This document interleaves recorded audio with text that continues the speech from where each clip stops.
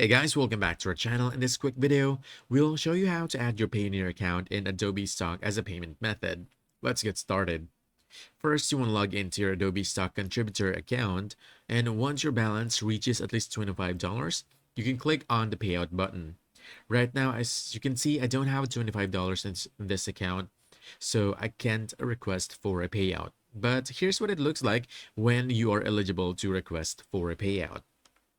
Once you choose payout button, you'll be asked about your tax residency. If you're outside the US, just simply choose non-US tax resident and hit continue.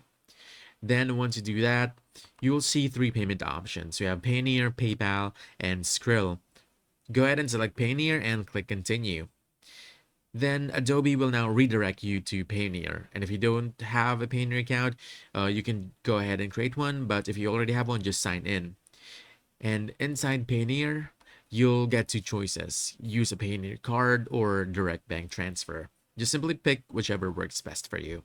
And finally, confirm the connection, and that's it. Your Payoneer account is now linked to Adobe Stock, and future payouts will go directly there.